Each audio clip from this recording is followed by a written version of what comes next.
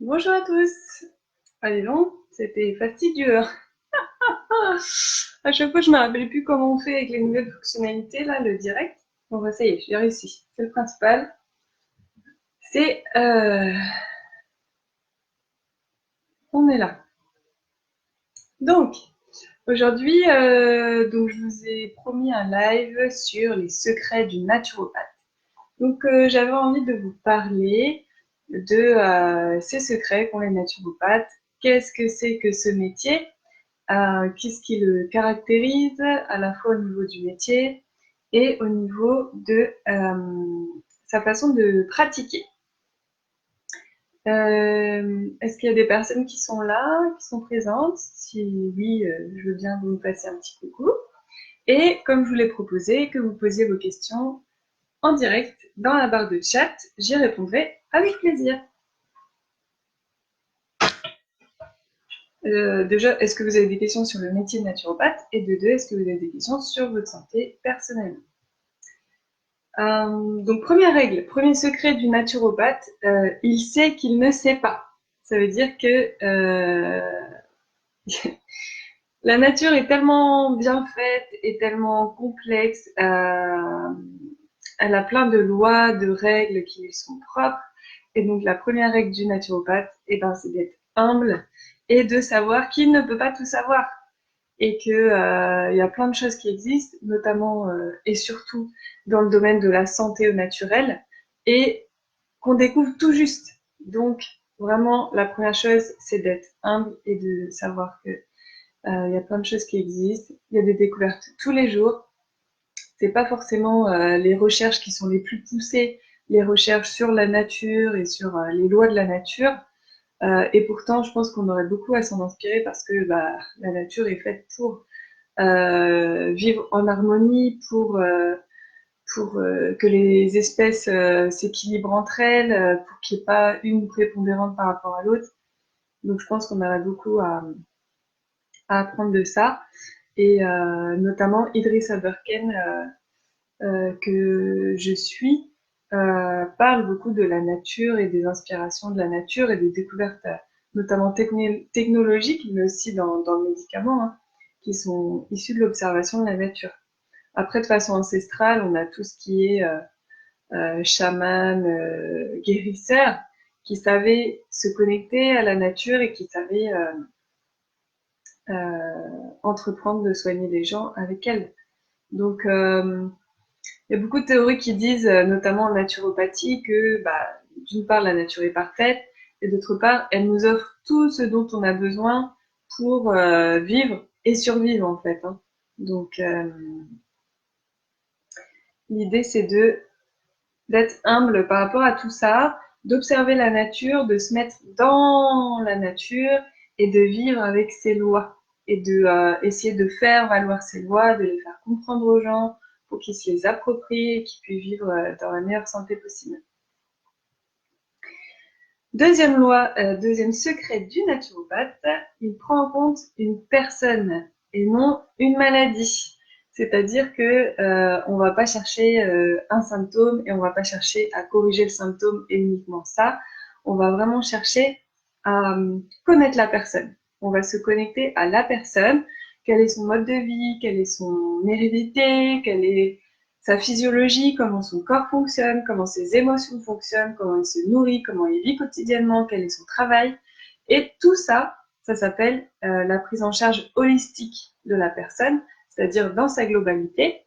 Et donc, on prend en compte une personne qu'on va prendre en charge, qu'on va essayer de comprendre pour essayer de reactiver la santé en elle, reactiver le processus d'auto-guérison qu'il y a naturellement dans son corps, et non pas essayer de faire taire juste une maladie ou un symptôme, ou même de découvrir la maladie, on s'en fiche de savoir que c'est un polynéphrite ankylosante de je sais pas quoi, on s'en fiche.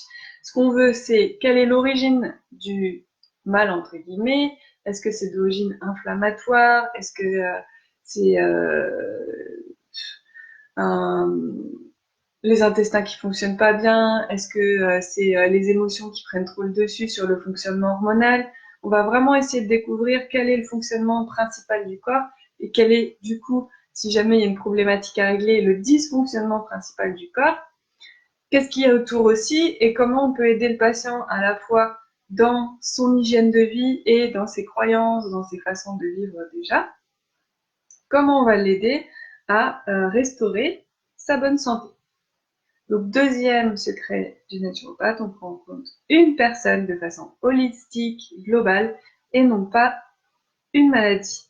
Allez-y, hein, si vous avez des questions à poser sur la santé, la vôtre, celle de vos proches, ou bien le métier de naturopathe, il n'y a pas de problème. Troisième secret du naturopathe, il sait qu'il n'y a pas de molécules miracle. Ça n'existe pas. On a des principes actifs qui ont énormément d'activité chacun, qui ont énormément de pouvoir, mais ça vient aussi à la chose suivante. Il y a surtout une action de synergie qui s'opère entre les plantes, en fait. Les choses, elles sont parfaites ensemble. Moi, je crois pas beaucoup, par exemple, à l'extraction des principes actifs pour traiter quelque chose. Je pense sincèrement que les plantes sont parfaites et on a vu, par exemple, dans l'alimentation, que quand un fruit, par exemple, va apporter des vitamines, par exemple la vitamine A, qui est assez fragile, mais qui a un grand rôle dans la reproduction, dans la croissance, dans la protection de la peau, et ben on va avoir toujours la vitamine C qui est associée et qui va protéger cette vitamine A et l'aider à aller jusqu'à son objectif, jusqu'à là où elle fonctionne. Donc tout ça, ça montre que la nature est parfaitement cohérente et donc le fait de prendre une plante entière, ça assure d'avoir une synergie d'action par rapport à juste un principe actif particulier. L'action de synergie, elle va même agir, j'irai plus loin, à 3 niveaux. C'est un autre secret de naturopathe. Le premier, c'est que on a une synergie, donc on l'a vu dans la personne, à la fois dans sa façon de gérer ses émotions, dans sa façon de s'alimenter, l'exercice physique, la sédentarité. Voilà, on a vraiment une action synergique de tout ce qui fait sa vie, sa personne, son hérédité, d'une part. Première action synergique. Le deuxième niveau de synergie, au niveau du soin qu'on va pouvoir lui apporter, c'est la synergie de discipline, parce que, comme on l'a dit en introduction, le naturopathe, c'est une chose. Il y a tellement d'informations autour de la naturopathie qu'il ne peut pas tout savoir. Et donc, il faut être aussi assez humble et, entre guillemets, intelligent, j'ai envie de dire, pour dire à un moment donné, bah, moi, voilà ce que je peux t'apporter. Mais par rapport à ce que tu attends comme résultat, une autre discipline sera plus optimale pour toi par rapport au résultat que tu souhaites. Par exemple, un ostéopathe ou bien un kiné ou bien un énergéticien, enfin quelque chose de complémentaire, un diététicien. Ça dépend aussi de vos spécialités à vous. Et donc, troisième niveau de synergie, c'est la synergie des plantes. On sait très bien en naturopathie donc, qu'il n'y a pas de molécules miracles, mais qu'en revanche, la synergie des plantes qu'on ingère dans l'alimentation, des aromates qu'on va pouvoir y associer, des tisanes qu'on va pouvoir prendre dans la journée, des ampoules ou des compléments alimentaires qu'on va pouvoir associer, les huiles essentielles, tout ça va avoir une action synergique qui est beaucoup plus forte. L'action synergique, c'est pas seulement l'association des plantes qui va faire que ça va être optimisé. C'est même pas que ça. Une action synergique, ça veut dire que l'association des plantes va décupler l'action de chacune. En fait, elles vont se potentialiser l'une d'elles, elles vont s'accélérer l'une d'elles au niveau de leur efficacité. Donc tout ça, c'est intéressant de le voir. Donc à la fois donc au niveau, je disais, du patient, vraiment de voir dans sa globalité sa vie, ses émotions, ce qu'il mange, etc. À la fois au niveau de toutes les disciplines qui peuvent lui convenir au mieux, et à la fois au niveau des plantes en elles-mêmes. Déjà qu'elles soient dans leur entièreté et qu'elles soient associées convenablement, et c'est tout l'art du naturopathe, pour avoir les résultats souhaités. Les résultats souhaités, donc on n'a pas le droit de dire en naturopathie qu'on va guérir un client. Par contre, on va favoriser le processus naturel de son corps d'auto-guérison. Donc encore faut-il qu'il ait l'énergie vitale nécessaire de base, mais quand il a l'énergie vitale, on peut vraiment essayer de comprendre son organisme, désengorger ce qui l'est, l'aider à évacuer les déchets quand il y a des organes qui ne font plus leur rôle d'évacuation correctement, voir qu'est-ce qui est la source du dysfonctionnement de son corps, et l'aider comme ça à la fois, en tout cas moi dans mes spécialités, c'est à la fois l'hygiène de vie, l'alimentation, l'émotionnel et les plantes à côté, la phyto, l'aroma, la nutrithérapie. Comment on fait avec tout ça des choses très simples, très concrètes pour établir un protocole quotidien pour tout simplement se sentir mieux, revitaliser l'organisme, le régénérer de façon très rapide, très efficace, très concrète, mais très simple. Pour moi, toutes les solutions, elles sont simples. La nature nous les donne. Il faut juste voilà, se poser, essayer de les comprendre, de voir différemment les choses. Et donc, le naturopathe, il a une vision complètement différente d'une maladie ou d'un organisme que quelqu'un d'autre. Moi, personnellement, je considère les maux du quotidien comme des signaux d'alarme euh, bénéfiques, dans le sens où le corps, il nous montre toujours ce qui ne va pas pour qu'on puisse passer à l'action pour aller vers notre bien-être. Donc pour moi, c'est vraiment un point positif, le fait que le corps puisse, voilà, se manifester, vous montrer qu'il y a quelque chose qui ne va pas, pour pouvoir vous faire passer à l'action. Alors, les disciplines possibles du naturopathe, donc on peut être naturopathe hygiéniste, donc on s'intéresse principalement à l'hygiène de vie de la personne. On peut se spécialiser dans la phytothérapie, donc c'est tout ce qui est plantes, à la fois dans les tisanes et même dans l'alimentation, faire ses préparations, des macérations, des décoctions, des choses comme ça. Ça peut être l'aromathérapie, donc les huiles essentielles de plus en plus connues et utilisées au quotidien. Alors attention avec les huiles essentielles parce que c'est très puissant, donc c'est pas anodin à utiliser. Il faut vraiment connaître les différentes actions de chacune. On a la micronutrition, donc la micronutrition c'est la nutrition cellulaire, donc au niveau cellulaire on va apporter des acides aminés, on va apporter des choses comme ça en mode micro, en dimension micro, pour cibler l'action d'une part et en même temps, du coup, apporter des bénéfices assez puissants, assez rapides sur quelque chose de ciblé, de concret. On peut avoir des exercices physiques, donc on peut vraiment s'intéresser à la santé d'un point de vue exercice physique, donc en faisant marcher la circulation, la respiration, les émonctoires, du coup une bonne évacuation du corps, donc ça agit aussi sur l'équilibre naturel, le médecin intérieur, et donc l'équilibre acide-basique par exemple. Naturopathe spécialisé dans l'alimentation, ça s'appelle la bromothérapie, donc même Hippocrate disait hein, que ton aliment soit ton premier médicament. Donc, on mange quand même 3 fois par jour, voire plus, voire moins. Mais en tout cas, ce qu'on mange a un impact direct sur notre santé, notre physiologie, notre fonctionnement physique immédiat. Et du coup, vraiment s'intéresser au mode alimentaire et même retrouver de la vitalité, de la régénération de la santé juste en modifiant l'alimentation, c'est quelque chose de tout à fait possible et ça peut être une spécialité. Je parle même pas de diététique et de minceur parce que même pour moi, le surpoids, c'est vraiment pas un symptôme en soi, c'est plutôt la conséquence d'autres symptômes et donc c'est intéressant de s'intéresser plus à ce qui se passe à l'intérieur ou d'un point de vue émotionnel pour pouvoir libérer tout ça. Se battre contre le surpoids, pour moi, c'est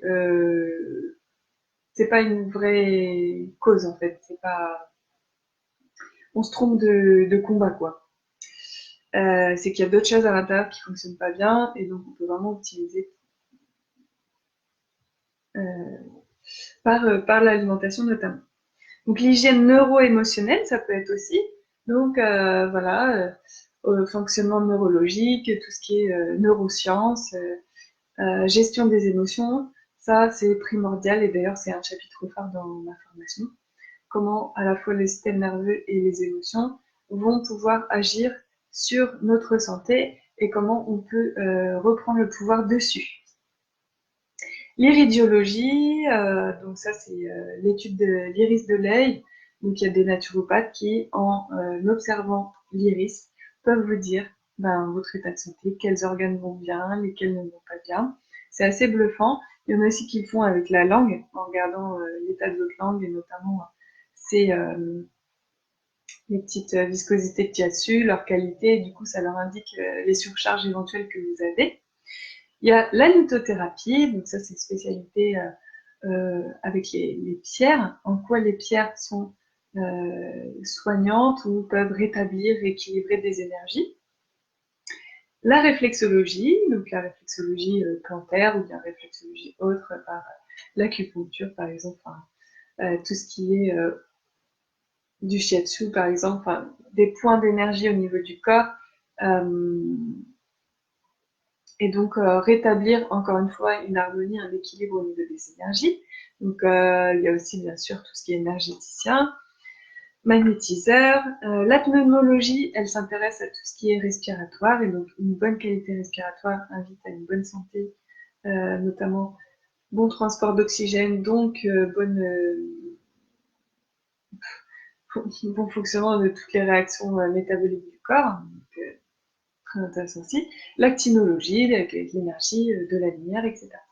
Donc tout ça, ça peut être des disciplines possibles, des spécialités qu'on a en tant que naturopathe. Et donc, je pense que la naturopathie, c'est vraiment le métier parmi d'autres.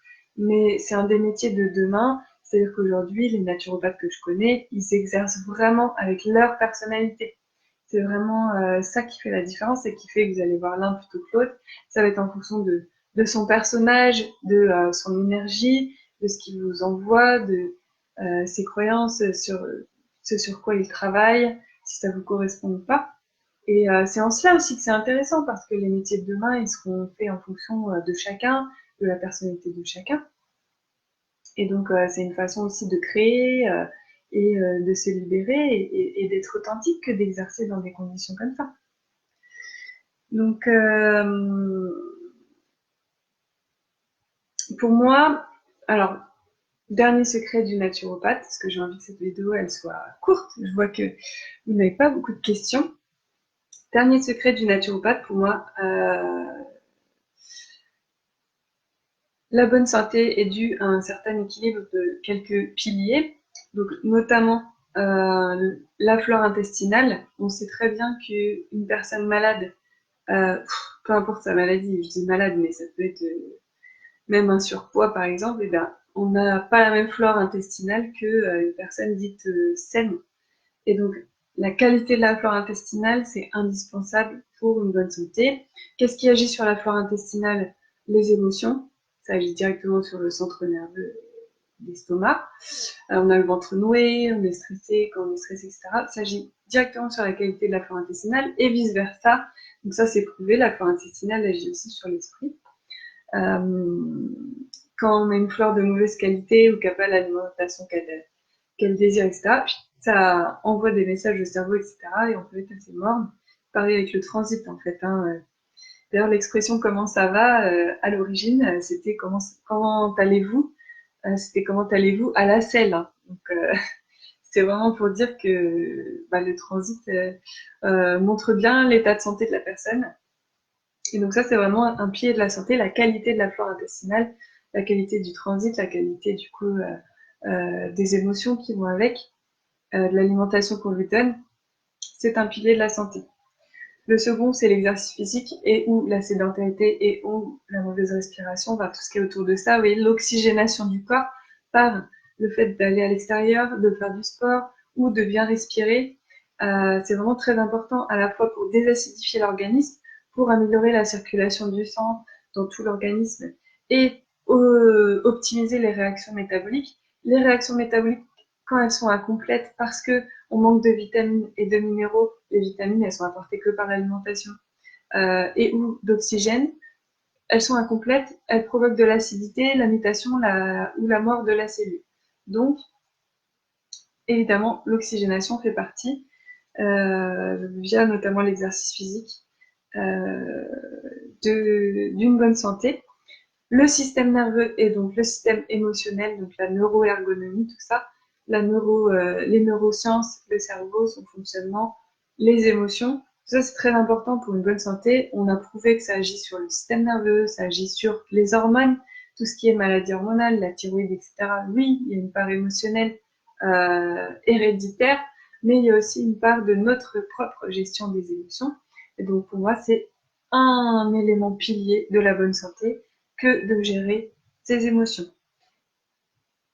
Et donc, on a parlé dans ça de l'équilibre naturel du corps, le fait de respecter l'équilibre naturel du corps, d'aider en fait à d'aider le corps à le rétablir en permanence, qu'il ait la capacité de le faire, ça vous assure une bonne santé. C'est quand il y a des équilibres et ou surcharge qu'il y a problème, petit ou grand, ou petit puis grand, ou grand d'un coup, hein, selon les personnes.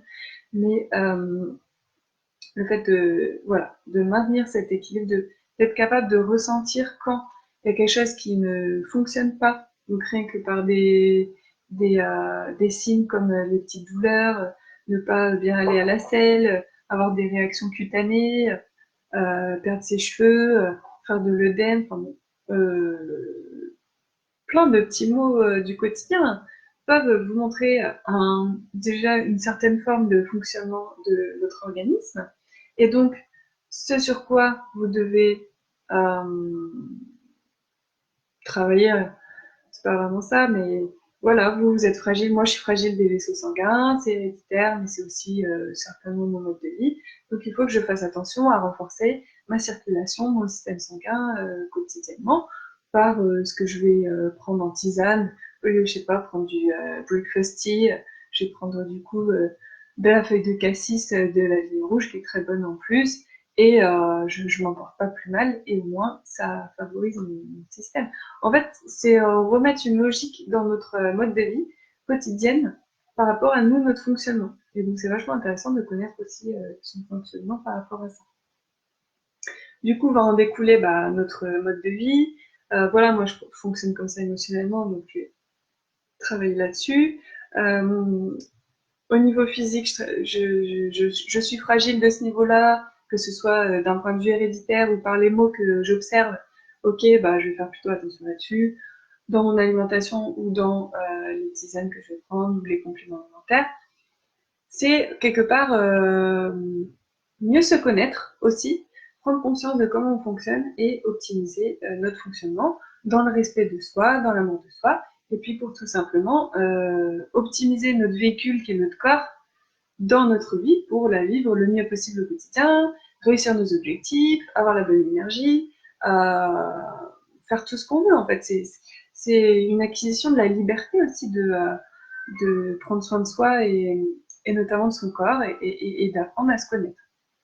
Donc, je vais bientôt relancer justement de la formation sur conseiller en naturopathie. Donc, je vous inviterai à venir me parler si jamais vous avez envie de faire ce genre de formation.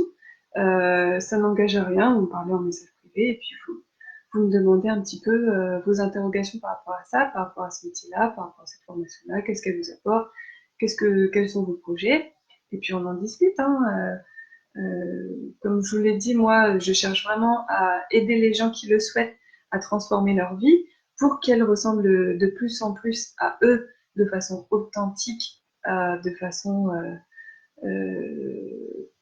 personnelle. Enfin, je pense que chacun est unique et chacun a quelque chose à faire. Et donc, je trouve ça vachement passionnant et épanouissant, en tout cas pour moi, de découvrir avec les personnes en quoi elles sont faites, quels sont leurs talents, qu'est-ce qui leur procure de la joie, de quoi devrait être faite leur vie au lieu de la subir et au lieu d'avoir des mots. Et donc, si vous avez envie de me parler de ça en message privé,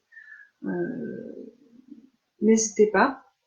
Et donc, je lance bientôt la formation conseiller en naturopathie qui va durer 2 mois, dans laquelle je vais rassembler 2 ans de connaissances que j'ai établies à la fois sur, comme je vous l'ai dit, donc le métier de naturopathe, la législation autour de ça, l'histoire de la naturopathie en France et donc pourquoi il y a des lois comme ça, etc. Ensuite,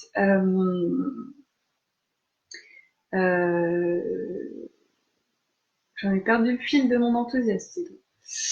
Euh, ensuite, justement, les humeurs et le terrain, donc en quoi l'équilibre naturel du corps, les humeurs, le terrain sont importants et en quoi on peut comprendre le processus d'auto-guérison du corps et l'aider au quotidien.